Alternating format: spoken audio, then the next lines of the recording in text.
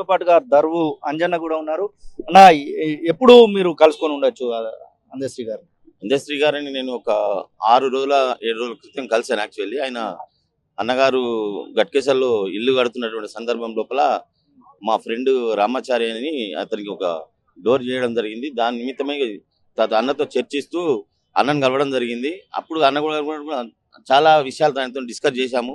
అదేవిధంగా ఇప్పుడు అన్న చెప్పినట్టు నిరుద్యోగుల గురించి కూడా చేస్తే ప్రభుత్వం ఖచ్చితంగా సానుకూలంగా స్పందిస్తుందని చెప్పాము.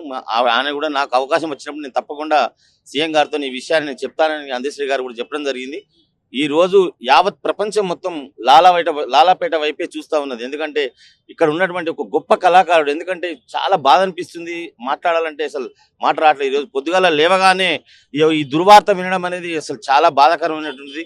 మొన్నటికి మొన్నమే ఒక ఉన్నత శిఖరమైనటువంటి మన గద్దరన్నను కోల్పోయినాము.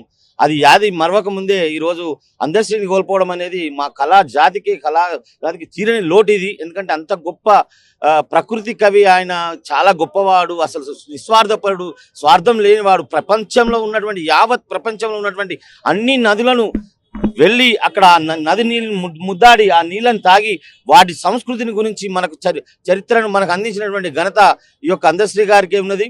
ఆయన ఎంత గొప్ప కవి అంటే చాలా మంది సంకలనాలు చేస్తూ ఉంటారు, కానీ ఆయన చేసినటువంటి సంకలనం అనేది చాలా గొప్ప సంకలనం. ఎవరెవరైతే తెలంగాణ గురించి పాటలు రాసిండ్రో వాళ్ళందరి కొన్ని వందల మంది కవుల యొక్క పాటలను ఒక నిప్పుల వాగు అనే ఒక సంకలనంలో చేర్చి చాలా పెద్ద కొన్ని వేల పాటలు ఉంటాయి. ఇలా ఆ ఘనత అందశ్రీకి మాత్రమే దక్కుతుంది. ఒక అందే ఎల్లన్నగా, ఒక తాపి మేస్త్రిగా, ప్రకృతి కవిగా చదువుకోనటువంటి వాడు ఈ రోజు తెలంగాణ రాష్ట్ర గీతమైనటువంటి జయ జయ హే తెలంగాణ జననీ జయ కేతనం అనే పాటను మనకు అందించినటువంటి ఖ్యాతి ఈ యొక్క అందే ఎల్లన్నకే ఉంది.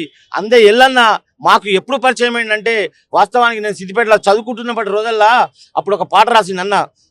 అల్లి బిల్లి అంగుర తోట నేను పాడుకుంటా పోయేటి పల్లె బాట, అల్లి బిల్లి అంగుర తోట నేను పాడుకుంటా పోయేటి పల్లె పాట, అల్లి బిల్లి అంగుర తోట నేను పాడుకుంటా పోయేటి పల్లె పాట, అల్లి బిల్లి అంగుర తోట నేను పాడుకుంటా పోయేటి పల్లె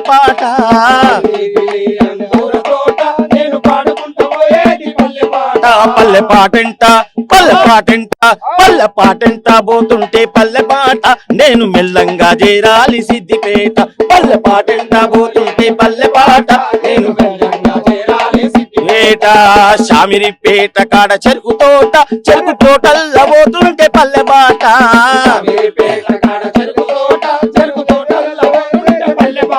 చెరుకు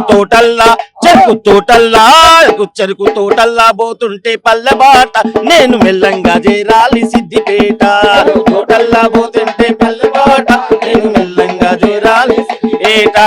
ప్రజ్ఞాపురం అంటే ఇది హైదరాబాద్ నుంచి మొదలుకుంటే ఆయన హైదరాబాద్ లో బస్ ఎక్కి సిద్దిపేటకు పోతున్నటువంటి తరుణం లోపల ఒక్కొక్క విలేజ్ వచ్చిన ప్రజ్ఞాపురం కాడ పత్తి తోటల్లా పోతుంటే పల్లె బాట,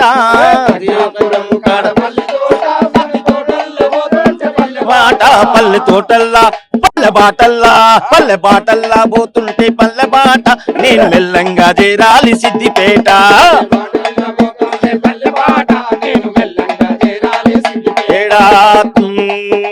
తిమ్మారెడ్డి పల్లె కాడ కళ్ళు దాగుకుంటా పోతుంటే పల్లె బాట, పల్లె కాడ కళ్ళు దాగుకుంటా పోతుంటే పల్లె బాట, పల్లె బాటంట పోతుంటే పల్లె బాట నేను మెల్లంగా చేరాలి సిద్దిపేట, పోతుంటే పల్లె బాట నేను మెల్లంగా చేరాలి సిద్దిపేట, దుమ్మురే గంగ దుద్దేడ దాటుకుంటూ ఆ దుమ్మల్ల సిద్దిపేట చేరుకుంటూ,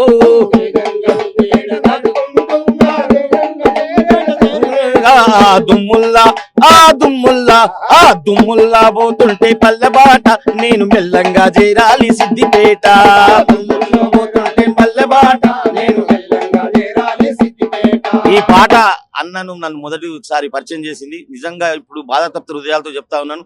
అటువంటి గొప్ప కవి, అటువంటి ప్రకృతి కవి, నిస్వార్థమైనటువంటి వాడు.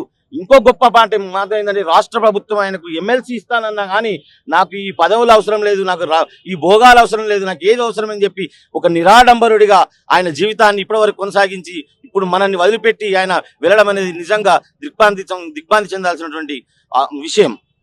ఇప్పటి వరకు ఉన్నటువంటి సందర్భాలలో ఎప్పుడైనా మీ మధ్యలో ఎప్పుడైనా వాదనలు వచ్చేదా? ఎందుకంటే ముక్కుసూటి మనిషి ఎప్పుడైనా ఏదైనా సందర్భంలో తెలంగాణ ఉద్యమం కానివ్వండి, ఆ తర్వాత తెలంగాణ సిద్ధించిన తర్వాత కానివ్వండి, ఆయనతో ఫైట్ ఎక్కువ జరిగేది ఎక్కడ జరుగుతుందంటే ఈ కులం విషయంలో జరుగుతుండే అనమాట.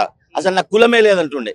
అంటే నువ్వు మాదిగ కుటుంబంలో పుట్టావు కదా అంటే నేను మాదిగోనే కాదంటుండే. అది చాలా మందితో అది వైరల్, చాలా మందితో కొట్లాడుతుంటుంది ఈ విషయంలో. ఆయన నేను మాదిగ జాతికి సంబంధించినటువంటి కాదు, ఎందుకు కాదన్న మీ నాయన మాదిగనే కదా అని మేము అన్నప్పుడు ఆయన నన్ను కన్నడు, వదిలేసేసిండు. నేను ఒక విశ్వకర్మ దగ్గర ఆయన అంటే జీవనం సాగించిన ఒక యాదవ బిడ్డ నన్ను పెట్టుకొని పోషించింది. ఇప్పుడు నేను యాదవనా, నేను విశ్వకర్మనా, నేను మాదిగనా అని క్వశ్చన్ చేస్తుండే, ప్రపంచానికి క్వశ్చన్ చేస్తుండే. ఎవరన్నా ఆయన ముందర ఒక తప్పు మాట్లాడితే ఆయన అంటే ఇప్పుడు ఏంటంటే చాలా మంది ఇప్పుడు ఉన్నటువంటి సమాజము అనేది లేపుకుంటా ఏదో ముందొకటి మాట ఇంకొక మాట మాట్లాడతారు. కానీ ఆయన నిస్వార్థపరుడు, ముక్కుసూటైన వ్యక్తి. ఆయన స్వభావం చాలా గొప్పది. ఆయన చాలా మందికి దూరమైన వాస్తవం చెప్పుకోవాలనుకుంటే ఏంటంటే ముక్కుసూటి మనిషి కాబట్టి మీనే తిట్టేస్తుండే. అటువంటి స్వభావం అంటే ఆయన ఒక రకంగా చెప్పాలంటే అటువంటి వాడిని మనం మళ్ళీ రాడని చెప్పుకోవాలా. అసలైన తొలి వెలుగు. ఫాలో వాట్సాప్ @తొలి వెలుగు official.